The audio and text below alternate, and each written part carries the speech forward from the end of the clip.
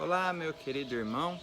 É uma satisfação muito grande poder compartilhar com você de mais essa devocional de um assunto tão importante para as nossas vidas, que é a família. Estaremos, durante algumas devocionais, analisando alguns modelos de família bíblica e aprendendo com elas, pois acreditamos que a família é o grande projeto de Deus para o indivíduo, para que nós possamos aprender a viver coletivamente e, com isso, desfrutar da comunhão e experimentar de uma base de relacionamento, sempre com o objetivo do aprendizado e o desenvolvimento dessa prática para com Deus. A história bíblica ela é construída em torno de experiência de diversas famílias. E analisando essas famílias é possível descobrir que eram famílias normais, isto é, iguais às nossas, sujeitas às mesmas experiências pelas quais passamos hoje. Muitas das famílias bíblicas, elas souberam se valer da graça de Deus para enfrentar e superar os desafios. Outras, infelizmente, não souberam lidar com esses desafios e fracassaram. Mas, em ambos os casos, porém, temos muito a aprender. No primeiro caso, podemos imitar as práticas daquelas que deixaram bons exemplos, e no segundo caso, evitando repetir erros e descuidos que resultaram em tragédias para algumas delas. Hoje, falaremos sobre a família da Sunamita. Sunamita, ela traz na sua família 3 características. E o assunto que iremos abordar é sobre essas 3 características que são muito marcantes nesta família: dedicação, provação e bênção. Vamos verificar o porquê desta ênfase. A mulher mencionada em 2 Reis 4:8 não tem o seu nome revelado. O texto apenas informa que ela morava em Sunem, com seu marido, cujo nome também não é informado. Ela é chamada simplesmente de Sunamita, por ser de Sunem. Esse lugar estava localizado próximo a Jezreel e ao Monte Carmelo. A família a ser estudada hoje era uma família rica que se dedicava à agricultura. O casal não tinha filho. Possivelmente aquela mulher fosse estéril e o seu marido já também de idade avançada. Frequentemente, essa família acolhia e alimentava o profeta Eliseu. Movidos por este espírito hospitaleiro, ela e o marido resolveram construir um aposento para que o profeta pudesse se hospedar ali, com mais conforto e privacidade. Como gratidão a ela pelo seu desprendimento, o profeta lhe garantiu que, no espaço de 1 ano, ela teria um filho. Ela duvidou, mas a palavra do profeta se cumpriu.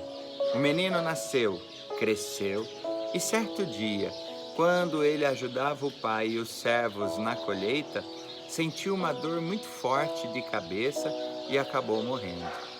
Desesperada, a mãe foi ao encontro do profeta, o qual ressuscitou a criança. A história dessa família é muito inspiradora. Com ela, aprendemos acerca da liberalidade com que devemos administrar os recursos que Deus nos dá.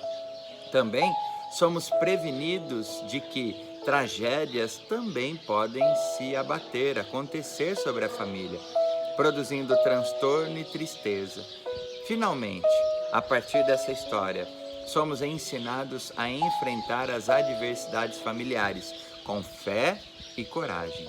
O primeiro ponto fala sobre a hospitalidade, que ela deve ser praticada pela família. Segundo a narrativa, percebemos que aquele casal não era egoísta. Eles se mostravam generosos para com o profeta. Primeiramente, a mulher o constrangeu a comer o pão. Daí, todas as vezes que passava por lá, entrava para comer. Movida por uma sensibilidade espiritual, ela achava que o que faziam para aquele homem ainda era pouco. Por isso, resolveram construir um quarto para oferecerem ao profeta mais conforto e recolhimento. Aqui está o exemplo de uma família hospitaleira, sensível às necessidades dos outros. Hospitalidade significa o ato de hospedar, acolhimento afetuoso. A hospitalidade é uma prática recomendada na Bíblia. Em Romanos capítulo 12, versículo 13, há uma recomendação explícita: praticai a hospitalidade. Conforme também Timóteo 3,2 e Tito 1,8, uma das qualidades dos líderes da igreja deve ser a hospitalidade.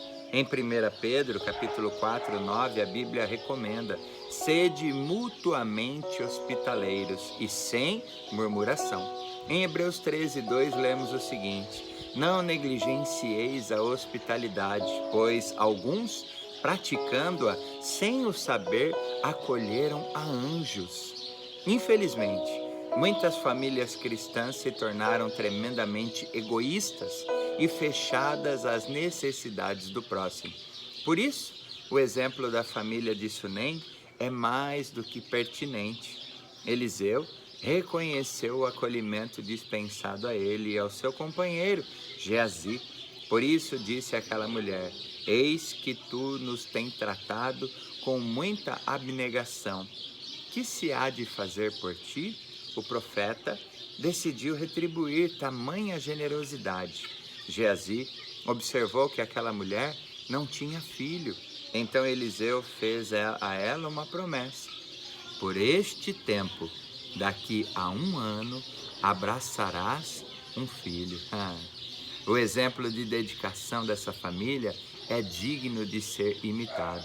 Não podemos usufruir de maneira egoísta os bens que o Senhor nos dá. Devemos ser mais liberais e generosos, abençoando a outros com os recursos que Deus tem colocado em nossas mãos. Famílias egoístas e fechadas deixam de experimentar bênçãos dos céus. O segundo ponto é o infortúnio da morte, sendo uma realidade que atinge a família desde a queda de nossos primeiros pais. A morte se faz presente no mundo, causando muita dor e angústia. A Bíblia apresenta diversos relatos da experiência do luto em família. Em uma das passagens, há informação de que até mesmo Jesus se angustiou com a morte de um amigo querido, sim, de Lázaro. A família da sunamita enfrentou a experiência do luto, estando o garoto trabalhando na colheita, ainda de manhã, sentiu uma forte dor de cabeça e foi levado para casa. Ficou horas sentado no colo da mãe, mas acabou morrendo. Ao meio-dia, o luto chegara àquela casa. Certamente muitas famílias conhecem essa dor, e mesmo aquelas que ainda não passaram por tal experiência, um dia terão de passar. Diante disso, a família deve viver intensamente os dias que o Senhor lhe dá. Muitas vezes nos privamos da companhia do aconchego uns dos outros, devido a circunstâncias inevitáveis como distância, trabalho, compromissos e etc. Porém, noutros casos, simplesmente desperdiçamos as oportunidades de vivermos intensamente a vida familiar. Às vezes, por descuido e, lamentavelmente, por alguma inimizade, os membros da família se afastam uns dos outros. Diante da inevitabilidade e do infortúnio da morte, devemos aproveitar todas as oportunidades para vivermos da melhor maneira possível a vida familiar. Como dizia a letra de um hino, amanhã pode ser muito tarde. Terceiro item, caminhar com fé é um desafio à família, diante da tragédia que se abatera sobre aquela família. A mãe angustiada, mas ela não se desesperou. Ela se dispôs, sem detença, a fazer uma caminhada de fé e esperança. Ao vê-la, Eliseu ordenou a Geazi: corre ao seu encontro e dize-lhe: vai tudo bem contigo? Com teu marido, com o menino? Numa atitude de fé, ela respondeu: tudo bem. Essa é a palavra da fé e da esperança, mesmo quanto as circunstâncias não são nada favoráveis. Eliseu estava assentado. Então ela se lançou aos seus pés e derramou a sua angústia. Depois disse: tão certo como vive o Senhor e vive a tua alma, não te deixarei. Então ele se levantou e a seguiu. Era como se ela tivesse se agarrado à bênção. Tinha consciência de que aquela caminhada de fé a havia levado ao lugar onde encontraria a bênção que tanto precisava. O seu coração angustiado estava agora confortado e cheio de esperança. Diz o texto que, tendo o profeta chegado à casa, eis que o menino estava morto sobre a cama. Então entrou, fechou a porta sobre eles ambos e orou ao Senhor. Principalmente nas horas da adversidade e nos momentos de angústia, a família precisa adotar esse tipo de comportamento. Entrar no quarto, fechar a porta e orar ao Senhor. Depois de algum tempo, Eliseu conseguiu fazer com que o menino despertasse. O profeta mandou Geazi chamar a mulher e, apresentando-se ela ao profeta, este lhe disse: toma o teu filho. Ela entrou, lançou-se aos pés dele e prostrou-se em terra. Tomou o seu filho e saiu.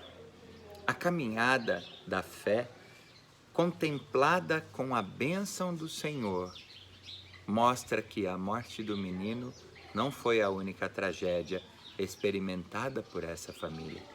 Eles enfrentaram outras adversidades, como, por exemplo, o período de 7 anos em que tiveram que abandonar a sua terra e morar entre os filisteus por causa da fome que assolou aquela região, e sem desesperar, mas sempre confiando no Senhor. E depois de um tempo, a família voltou e teve os seus bens restaurados. Sim, conforme 2 Reis, capítulo 8.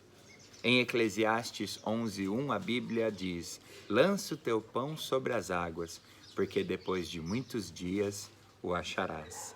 Foi exatamente isso que aconteceu com a mulher sunamita e a sua família. A família, sempre dedicada, passou por grandes provações, mas em todas elas pôde ver a mão poderosa de Deus agindo. Manteve firme a sua fé e esperança. E depois das provações, depois que passou toda essa situação, as bênçãos do Senhor se manifestaram para suprir a todas as necessidades.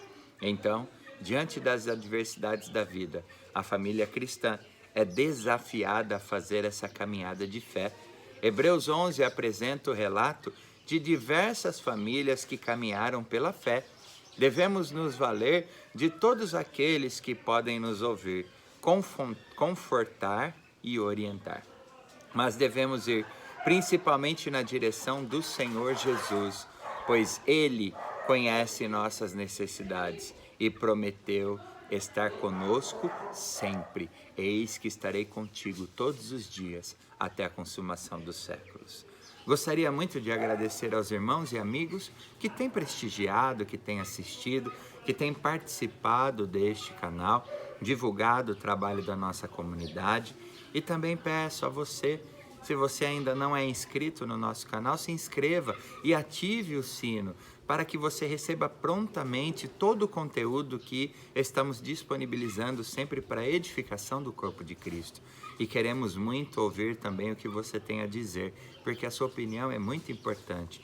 Tanto que abaixo do vídeo tem um espaço para que você possa deixar os seus comentários, seus pedidos de oração, falar sobre a maneira como você, como família, tem experimentado das bênçãos de Deus, que vocês possam, debaixo dessa unção, debaixo dessas devocionais, ter a oportunidade de contar os testemunhos também, e sempre para a honra e glória do Senhor nosso Deus. Muito obrigado a todos, um ótimo dia, abençoado pelo Senhor, e até a próxima devocional, se assim Deus permitir, em nome de Jesus. Um grande abraço a todos.